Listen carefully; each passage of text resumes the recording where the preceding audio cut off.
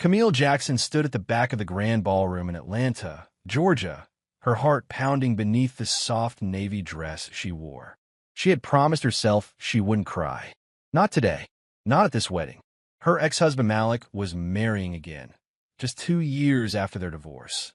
And for reasons known only to God and guilt, he had invited her.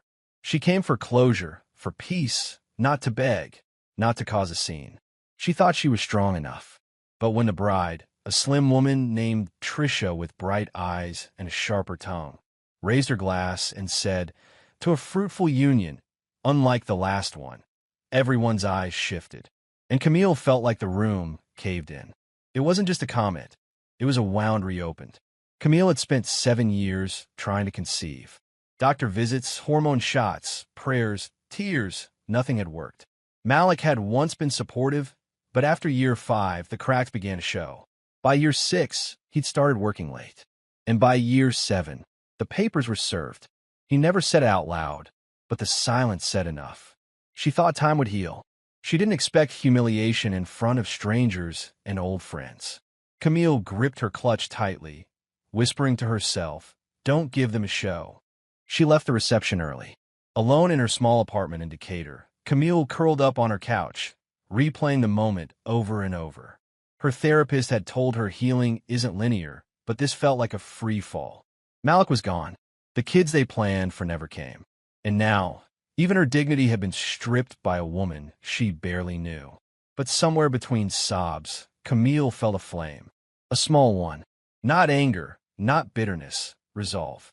That night, she opened her laptop, typed adoption agencies near me, and clicked on a site she had bookmarked long ago but never dared open. Camille began the process quietly. She didn't tell her friends. She didn't tell her mother. It was something sacred now, something just for her. The paperwork was endless. Background checks, financial statements, home evaluations. At first, it felt overwhelming, but each step gave her back a piece of control. Camille also started journaling every night, writing letters to the child she hadn't met yet. "Dear baby," she'd start, "today I moved one step closer to you." Some nights, she cried as she wrote. Other nights, she smiled through tears. It became her ritual, her hope. Months passed. Her apartment transformed into a home fit for a child. Neutral colors, soft toys, a crib in the corner, and books stacked with care. She didn't know if she'd be adopting a newborn or a toddler, but she prepared for love in every form. Her best friend Denise eventually caught on and showed up one weekend with diapers, wipes, and baby lotion. "You're not alone in this," she said, wrapping Camille in a hug. For the first time in years, Camille allowed herself to believe she wasn't broken, just rewritten. Then the call came. A pair of twin baby girls, only 3 weeks old, had been left at a fire station in Augusta. No names, no trace of family. Camille was on the short list for emergency foster placement. "Are you ready for 2?" the social worker asked. Camille's heart skipped. 2. She paused only for a second before whispering, "Yes." That night, she drove with Denise to pick them up. When she saw them, tiny, bundled, and sleeping, she didn't cry. She didn't tremble. She smiled, wide and real. "Welcome home, my girls," she whispered. The transition wasn't easy. Sleepless nights, endless feeding, diaper changes in the dark. But Camille embraced every moment. She named them Joy and Journey, symbols of what she had been missing and what she had finally found. Her social media, once filled with quotes and quiet landscapes, now lit up with soft giggles and morning routines. Her story caught attention. People resonated with her resilience. Comments poured in. "I'm crying," one wrote. "You're the mom I needed growing up," said another. Her follower count grew, not from vanity, but vulnerability. Malik didn't call. He didn't reach out. But Trisha did. One afternoon, Camille received a DM on Instagram. "We saw your post. Beautiful girls," it read. That was it. No apology. No acknowledgement. Just observation. Camille stared at the screen for a moment, then closed the app. She no longer needed validation from people who never truly saw her worth. Her daughters were enough. Her peace was enough. But God, the irony. The same woman who mocked her was now silently watching her become what she once laughed at.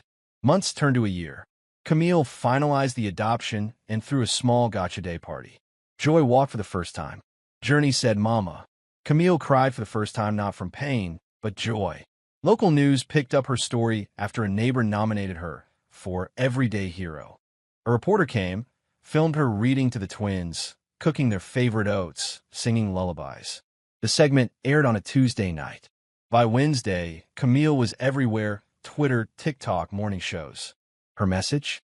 Motherhood isn't always about giving birth. Sometimes it's about showing up. One morning, Camille woke up to a blue check mark on Instagram.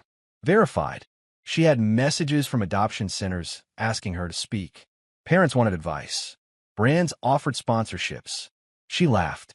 It felt surreal, not because she wanted fame, but because the same life that once felt like ashes was now blossoming into something beautiful. God really does restore, she whispered. She created a blog called The Barren Blossom, where she shared her full journey, her heartbreak, her healing, her triumph. It became a digital sanctuary for other women like her. But life has a funny way of circling back. At a charity gala for adoptive families in Atlanta, Camille was invited to speak. The hall was packed. As she scanned the room, her eyes froze. Malik and Trisha, sitting 2 rows from the front. Trisha's face was unreadable. Malik looked smaller, dimmer. Camille took a deep breath and walked to the podium. Her voice trembled at first, but steadied with every word. "Pain changes us," she said, "but it also pushes us toward who we're meant to be. These girls didn't grow in my womb, but they grew in my heart." After the applause, Camille stepped down and made her way to the refreshments. Trisha approached her cautiously. "They're beautiful," she said, nodding toward the twins. Camille smiled politely. "Thank you." There was silence. Then softly, Trisha added, "I'm sorry for what I said back then." Camille studied her face. The woman looked tired, worn. "I forgive you," Camille said. "But it wasn't your words that broke me. It was forgetting my worth. That won't happen again." Trisha blinked back tears, nodded, and walked away. Malik followed. "You look good," he muttered. Camille raised her brow. "I am good," she replied. Then, out of instinct or maybe pride, he asked, "Do you ever regret how things ended?" Camille looked at Joy and Journey, playing with their dolls nearby. "If things didn't end, they wouldn't have begun," she said. Malik looked down. "You're a great mom." "I know," she replied, then walked away. Back home that night, Camille tucked Joy and Journey into bed, their tiny arms wrapped around plush bears. She sat on the edge of her own bed, reflecting on the evening. Seeing Malik and Trisha didn't hurt like it used to. There were no more knots in her chest, no more lingering questions. She had outgrown that chapter. Her daughters, her healing, her purpose, this was the new story. She didn't need revenge. She didn't need recognition from the past. She had something more powerful: peace. The next morning, Camille received a call from a major parenting podcast. They wanted her to share her adoption journey on their next episode. She agreed, nervous but honored. On the recording day, Camille sat in a cozy Atlanta studio, headphones on, her voice filling the room. She talked about infertility, heartbreak, being humiliated in public, and a quiet road to motherhood. When she spoke about her daughters, her voice cracked. "They saved me as much as I saved them," she said. That line would echo through social media days later. One of the podcast listeners was a publishing agent based in Chicago. She emailed Camille saying, "Your voice needs to be in a book." Camille hesitated at first. Who was she to write a book? But then she remembered all the nights she wrote in her journal, all the silent battles she'd fought, and how many women still felt unseen. She started writing. The book was titled Still a Mother. And it wasn't just about adoption. It was about survival, self-worth, and rediscovering identity after heartbreak. As the book took shape, Camille began to receive letters. One from a woman in Texas said, "You gave me the courage to leave a man who kept blaming me for our losses." Another from Detroit wrote, "I couldn't have children, but your story showed me I could still mother through mentorship and love." Camille cried, often reading those letters. She never imagined her private pain would spark public healing. But every story reminded her why her journey mattered. On the day of her book launch, the venue was packed. Old college friends, fellow adoptive parents, church members. Even her estranged cousin, who once doubted her, came. Camille stood at the podium, dressed in a flowing cream dress, her hair in soft curls, her daughters holding her hands. "This book isn't about being a victim," she told the crowd. "It's about what happens when you keep showing up for yourself, even when the world stops clapping." Thunderous applause followed. Later that night, she received a text from Malik. "Proud of you. I was wrong." Camille looked at the message for a long time. She didn't reply. She didn't need to. It wasn't pride, it was clarity. The girl who once cried in silence at his wedding was gone. The woman standing in her place had found her voice, her purpose, and most importantly, her daughters. There was no looking back. Months passed. The book hit bestseller lists. Camille began traveling to speak at women's conferences, adoption panels, and parenting summits. Joy and Journey grew into bright, confident little girls. Camille always told them the truth. "You didn't come from my body, but you came from my soul." They believed her deeply.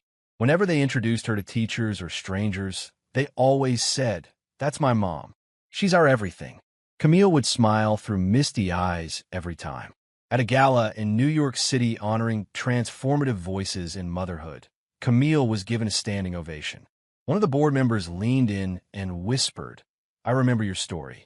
The wedding, the insult, the way you turned it into light. You're a miracle." Camille humbly shook her head. "No," she replied. "I'm just a woman who chose not to stay broken." That night, she stood on stage, a spotlight on her, and dedicated her award to every woman who's ever been called less because she couldn't give more. Back in Atlanta, Camille continued to document everyday life. Morning routines with the girls, lessons in self-worth, even the messy parts of parenting. She wasn't afraid to show realness. One video, where Journey had a meltdown and Camille calmly talked her through it, went viral. People said, "You're the mother I wish I had." Her following skyrocketed again. But Camille stayed grounded. She kept volunteering at the same adoption center where she had first found her girls. One day, she was invited to speak at the very fire station where Joy and Journey were found. It was surreal. She brought the girls with her. They handed out thank you cards and hugged the firefighters who'd kept them safe that night. The lieutenant teared up, saying, "We never imagined they'd grow up to be part of something this beautiful." Camille smiled. "Neither did I. But sometimes beauty starts in broken places."